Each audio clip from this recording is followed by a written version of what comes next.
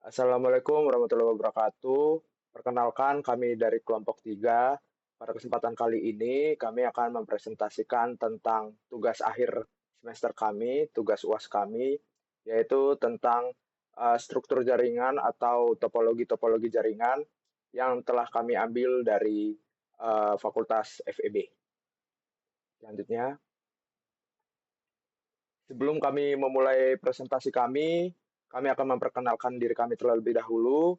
Di sini ada saya sendiri, Manuel Carlos Lumban Tobing, dengan NIM 143.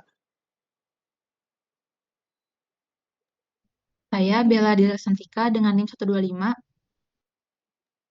Saya Najma Zaratul Sada dengan NIM 126. Saya Ben Spanyose, tambah dengan NIM 135. Saya Muhammad Hamzah Syarif dengan NIM akhirnya 156.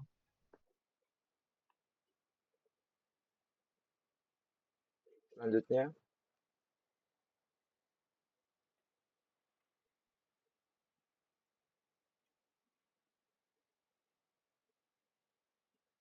ya, di sini kami akan menjelaskan pendahuluan daripada kelompok kami.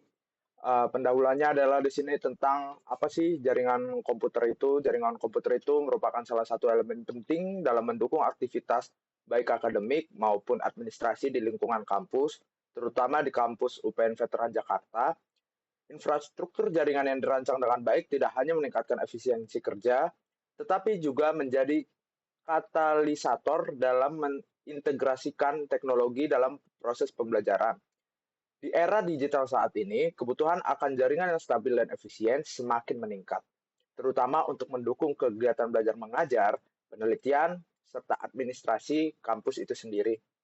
Fakultas Ekonomi dan Bisnis atau FEB yang ada di UPN Veteran Jakarta sebagai salah satu fakultas yang aktif dalam berbagai kegiatan akademik memerlukan infrastruktur jaringan yang dapat menunjang berbagai kebutuhan-kebutuhan tersebut.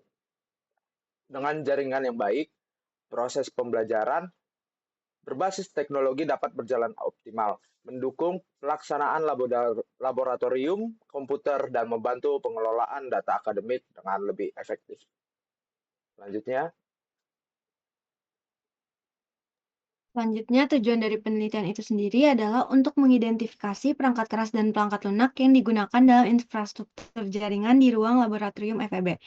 Analisis jenis kabel dan perangkat Untuk menganalisis jenis kabel dan perangkat jaringan seperti router dan switch yang digunakan.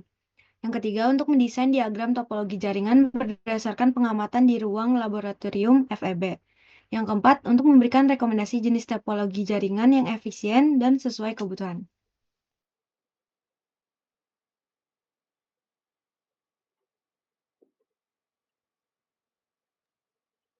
Kemudian di sini ada denah dari FEB. Di sini ada lantai 1 dan lantai 2. Di lantai 1 ini, tepatnya di area dalam gedungnya itu ada ruang dekanat yang terletak di kiri bawah, yang biasa digunakan untuk pimpinan fakultas. Kemudian ada ruang TU di dekat dekanat, biasa untuk pelayanan administrasi. Kemudian ada ruang BPP untuk perencanaan fakultas. Terus ada ruang rapat FEB di dekat ruang BPP untuk rapat internal. Kemudian ada ruang dosen akuntansi, ada ruang dosen ekonomi di sebelah kanan ruang dosen akuntansi.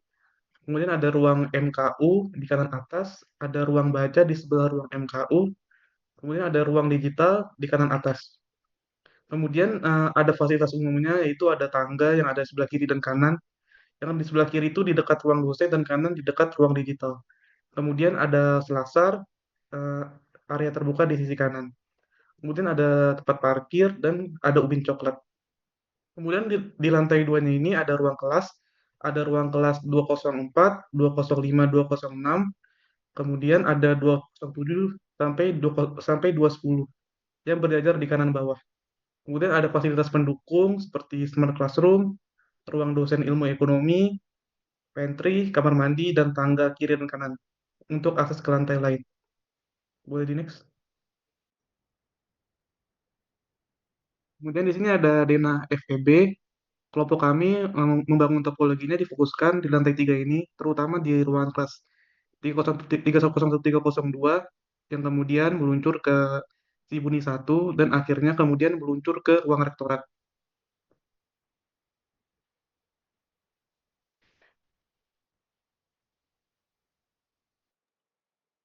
Baik, untuk selanjutnya itu ada desain jaringan yang kami buat melalui aplikasi Cisco pakai Tracer. Jadi kami tuh membuat topologi yang ada di ruangan yang ada di lantai 3 yang sudah teman saya jelaskan. Di sini itu ada topologi hybrid, yaitu menggabungkan dua topologi. Yang pertama itu ada topologi bintang dan topologi bus. Nah, pada topologi bintang ini terdapat beberapa perangkat yang dihubungkan langsung ke switch. Jadi di sini ada PC0, PC1, PC2, dan PC3 yang terhubung langsung dengan switch 3. Kemudian PC4, 5, 6, 7 di switch 4, PC 8, 9, 10, 11 di switch 5. Baik, kemudian pada sisi lainnya untuk menghubungkan jaringan antar router dan modem kita menggunakan topologi bus. Router-router yang ada seperti router 0, router 1, dan router 2 terhubung satu sama lain dengan jalur yang lebih terpusat, menuju ke perangkat DSL modem. DSL modem bertindak sebagai penghubung dengan jaringan eksternal melalui cloud yang menyediakan akses internet untuk seluruh jaringan yang ada di ruangan tersebut. Dengan kombinasi dua topologi ini, sistem jaringan menjadi lebih fleksibel dan dapat menyesuaikan dengan kebutuhan operasional yang ada, seperti mendukung komunikasi antar perangkat di dalam ruang tersebut dan koneksi ke jaringan luar.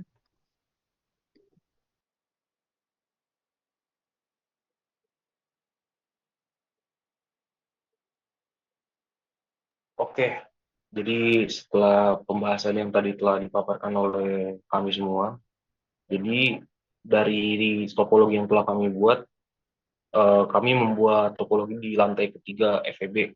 Yang pertama itu ada ruang 301 dan ruang 302. Lalu dua ruangan tersebut mengarah langsung ke ruang Sibuni 1 yang menjadi sumber jaringan dari lantai 3 FEB dan seluruh gedung FEB.